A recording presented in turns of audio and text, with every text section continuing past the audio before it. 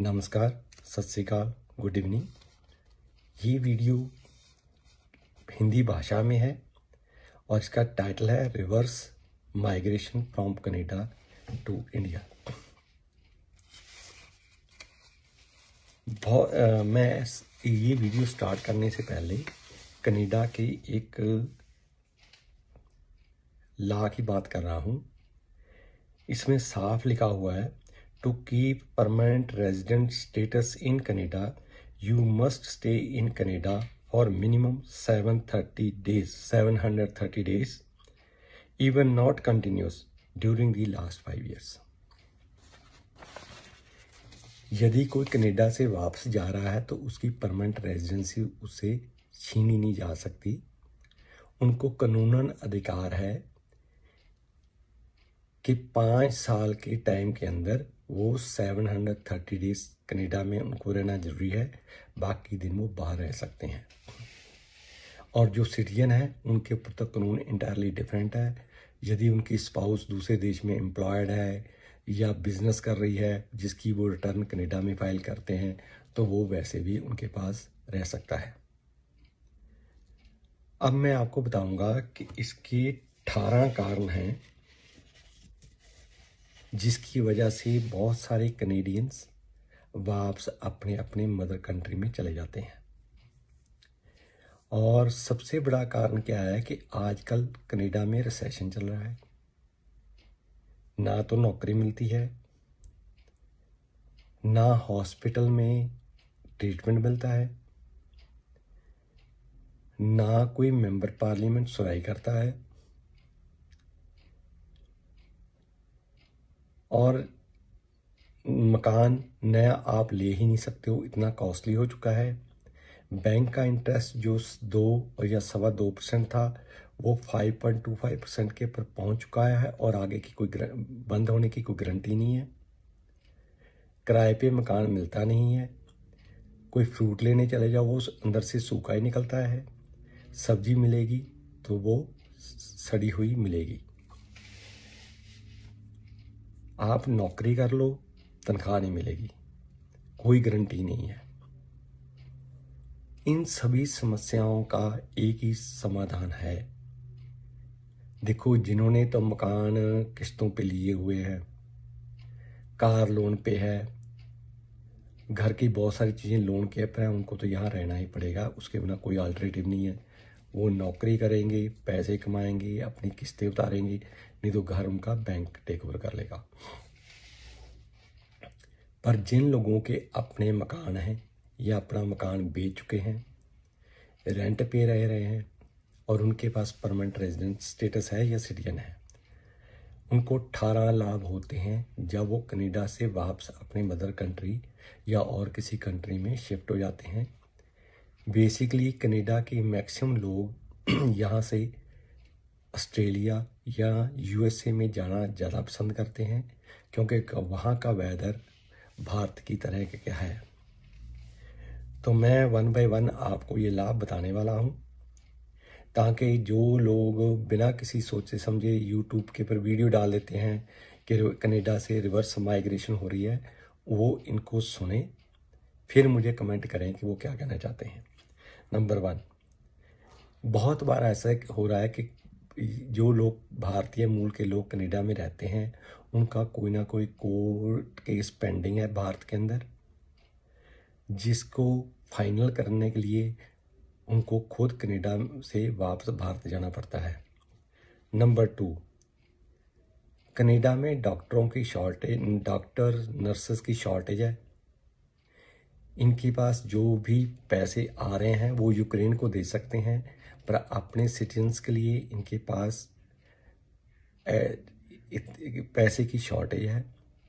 ये लोग बाहर के देशों से नर्सें और डॉक्टर नहीं लेकर आ सकते हैं, इसलिए इमरजेंसी वार्ड के अंदर वेटिंग पीरियड 6 to 8 आवर है। आप कोई मेडिकल टेस्ट करा लो, 1 महीना उसकी रिपोर्ट नहीं आती है। स्पेशलिस्ट की अपॉइंटमेंट तो 3 से 6 महीने बाद ही मिलती है। इससे बेहतरीन है, सभी लोगों को अकल आ चुकी है। यदि कोई भी समस्या है, क्योंकि बहुत सारी समस्याएं ऐसी होती हैं, यदि सही टाइम पर उसका इलाज ना किया जाए तो बीमारी इतनी बढ़ जाएगी कि आखिर में आप शमशान घाट पहुंच जाओगे। उसको ट्रीट करने के लिए वो वापस भारत में जाते हैं। और स्पेशली यहाँ कनाडा के अंदर डेंटल डॉक्टर और आई स्पेशलिस्ट की फ़ीस इतनी ज़्यादा होती है, उतने की तो आपको फ्री में एयर टिकट मिल जाती है। Number 3, get their home constructed. देखो, आप हर एक आदमी का शौक़ है, चाहे वो किसी भी देश में रह रहा है, उसका पीछे एक घर है जिसके अंदर उसके माँ बाप रहते हैं। उनको शौक़ है कि वो उनको कोठी वगैरह बना के दे सकें ताकि माँ बाप अच्छे तरीके से रह सकें। तो ये काम तभी हो सकता है यदि वो खुद जाकर उसकी कंस्ट्रक्शन करवाएंगे। नंबर 4, ये आप हैरान हो जाओगे कि जो कनाडा के नागरिक हैं या परमानेंट रेजिडेंट हैं, हम अपने बच्चों को भारत में पढ़ा कर खुश होते हैं।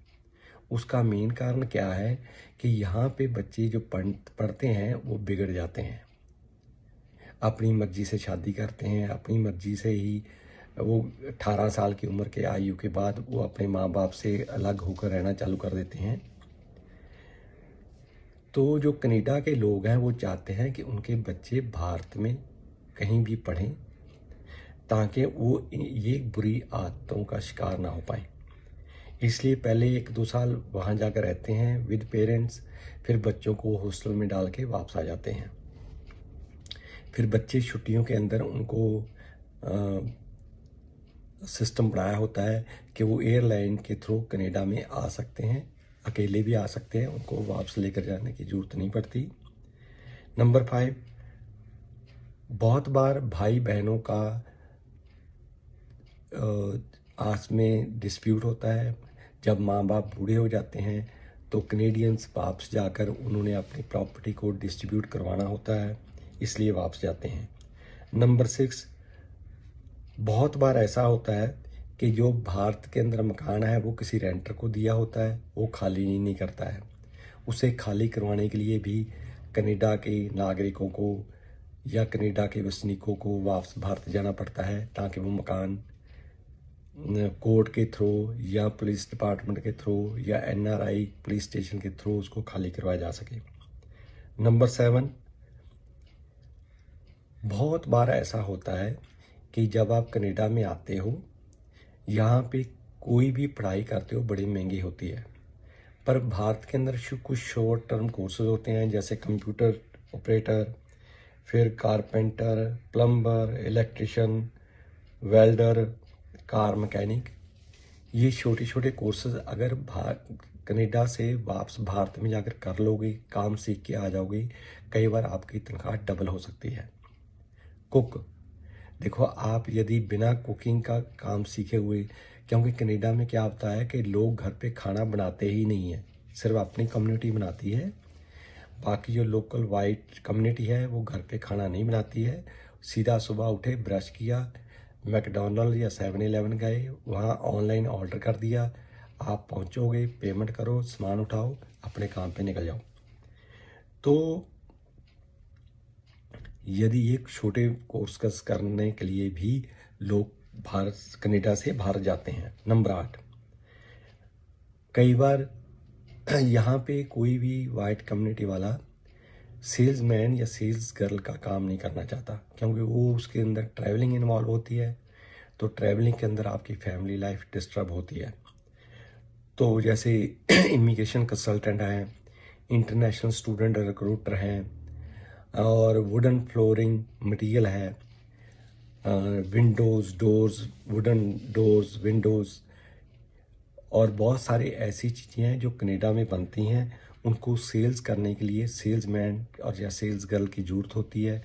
तो अक्सर जो भारतीय मूल के लोग हैं या चाइनीज़ मूल के लोग हैं, वो यहाँ से वापस अपने देश में जाकर, तनख्वाह उनको कनाडा में ही मिलती है और कनेडियन करेंसी में मिलती है, पर वो काम करने के लिए दूसरे देश में जाते हैं।